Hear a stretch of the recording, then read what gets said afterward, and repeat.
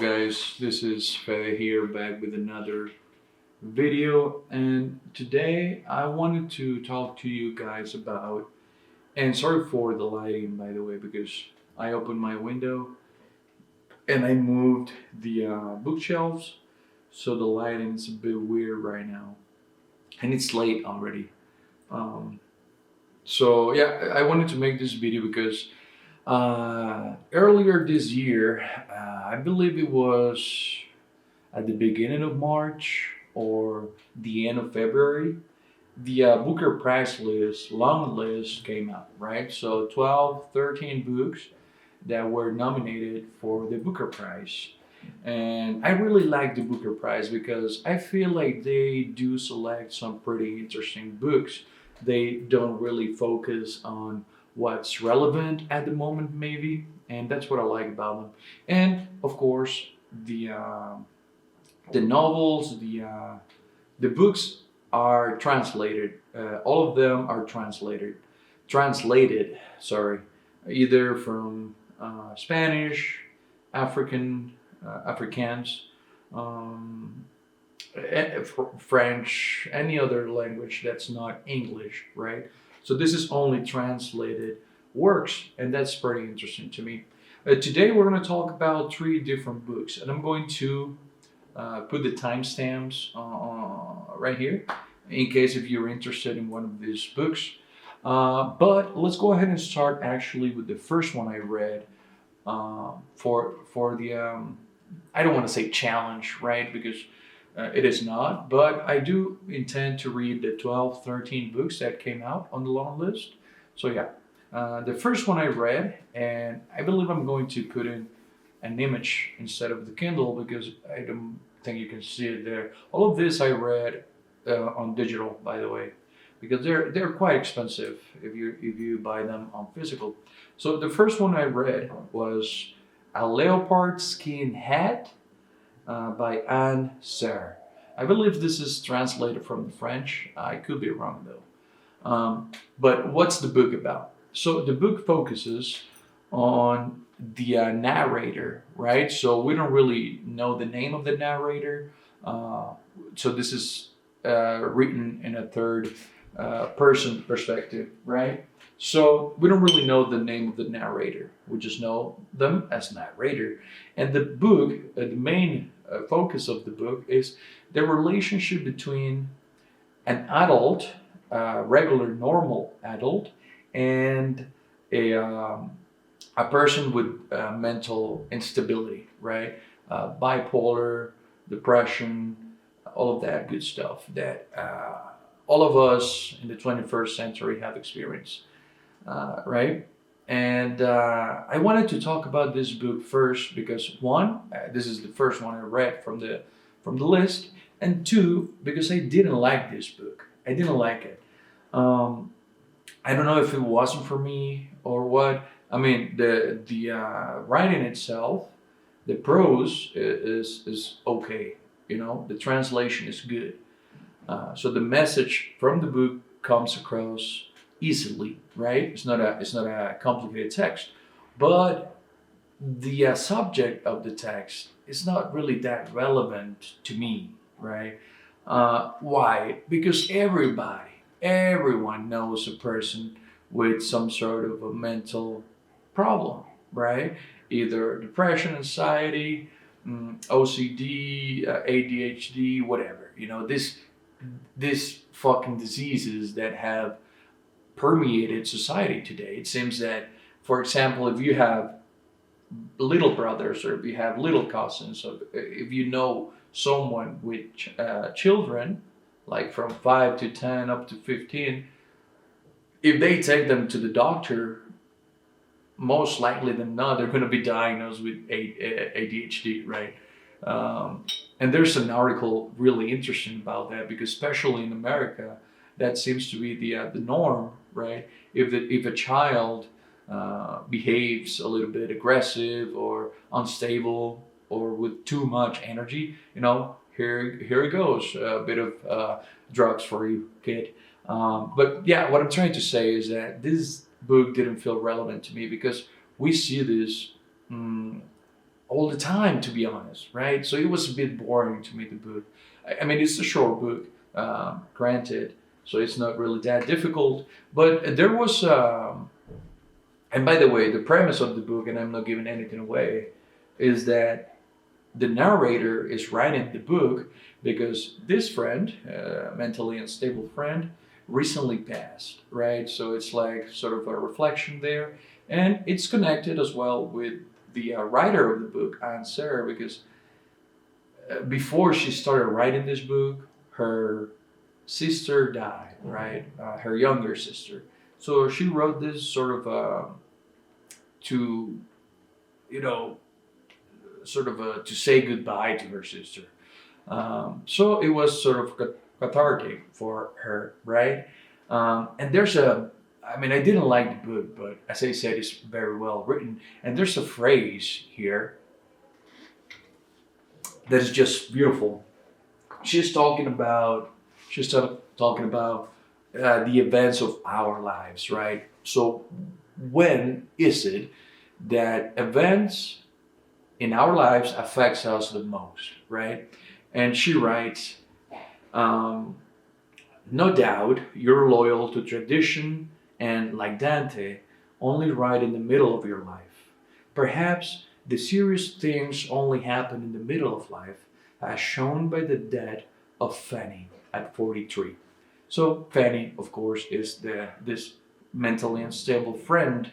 Um, so that's a really good phrase that I think articulates perfectly the purpose, at least, of the novel, right? So she died in her middle age, and what do we do with our life in when we're young and when we're older? Uh, does it really matter, or is the thing in the middle that matters the most? So that's the reflection that she makes. She doesn't provide answers, right? And I don't want answers whenever I'm reading uh, literary fiction. I want to reflect, right? So perhaps this is a good book for that, but I don't know. I didn't connect with this book that much. So let's go ahead and move on to the next one, which I loved. I loved this book, but it's not the best I read so far from the long list Booker Prize. So let's go ahead and move on to On a Woman's Madness, and this is a re-edition. So this book came out in the 80s, right? This is written by Astrid Roemer, and here this book, man. I mean, I swear to God, it made me reflect a lot when writing. When reading um, POC books, right? For example, there's a quote, and I'm only going to read you this one because there's a lot, but I wanted to read you this one. Okay, so I was able to find it here finally. As I said, there's a lot of good stuff here. So before I read this, what's the book about?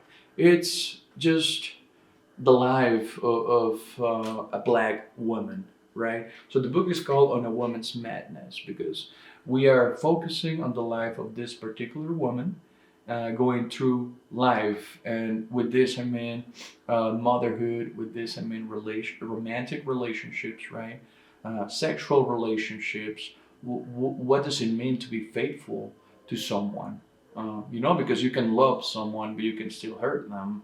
You can love someone, but you can still antagonize them. You can love someone, but you can kill them, even, it says here, Astrid. So love is a complicated thing to define, but it's a very easy thing to detect, right? When one's in love, you know that you're in love. But sometimes when someone asks you to explain in words what love is for you, that's the tricky part, right?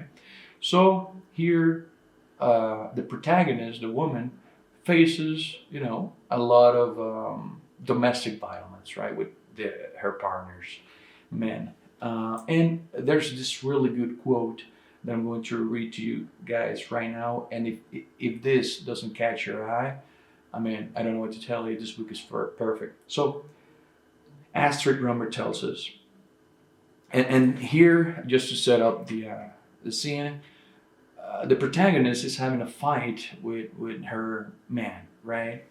Another African man. and they're fighting. Domestic violence in her relationships are common, but she reflects, um, how could you hit me, black man? How could you hurt me so bad? Don't you know my wounds still hurt, black man? Part of a cancer that is generations old. How could you get an erection while hitting me, black man?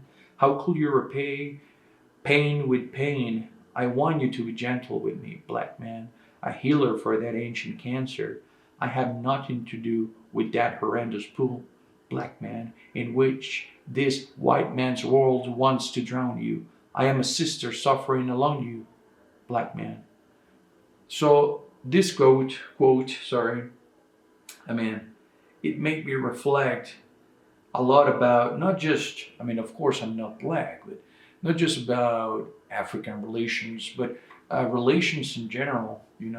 I've never been part of a violent relationship, a physical violent relationship, but this does make you understand, um, the role that some relationships have, right? And so that's the beauty of this book, of Astrid Roemer's book, on a woman's madness, because she's not just writing.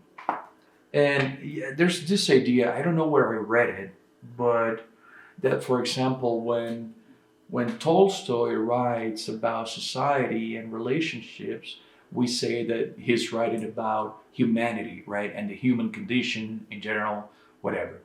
But when a black person, or a Hispanic person does it, they're writing about the African experience, or the Hispanic experience. So why can't we look at these pieces of literature and say, this is sort of a universal, right? These issues are sort of, important, right, for everyone, not just people of color, not just black or Hispanics or whatever. This can be universal. So that idea stuck with me, right? Why, when Tolstoy writes about society, he's writing about humanity, but when, for example, Astrid Roemer writes about society, she's writing about the black experience, right? I'm not saying that can be true, but it can be as well, in a broad manner, a human experience in general, right? So that's the beauty of that book. It made me reflect more about, because sometimes when we're looking for books to read or something, we tend to go to what we know, right? We tend to go to the classics, and that's okay, of course. But we tend to go to, for example, the classics. The classics are written by mostly white Western people, right? And we don't really search for other writers outside that sphere unless you want to do it, right? For example, I like to read a lot of Latin American fiction, which is fantastic, and it's enormous, right? The quantity and the quality. But if I didn't have that desire, then I just wouldn't know that literature, right? Why? Because the main, the main market for regular readers is, speaking about the classics, is the Western canon, right? Is Moby Dick, is Dickens, it's Tolstoy, Dostoevsky, it's Conan Doyle, it's whatever, right? It's just white men. So what I'm trying to say with this is we need to look for the other, right? The other that doesn't look like us, but it can speak to us, right? The way On a Woman Madness spoke to me. So it's a beautiful book, and I can read to you quotes and quotes from the book, and it's short as well. But this video wouldn't end. Now, I wanted to talk to you, and I left this last because this for me is the best book I've read this year, right? And of course, this is the best book I've read from the Booker Prize long list so far. And it is Perfection by Vinzenzo Latronico, right? This is translated from the Italian, of course, with a name like Vinzenzo.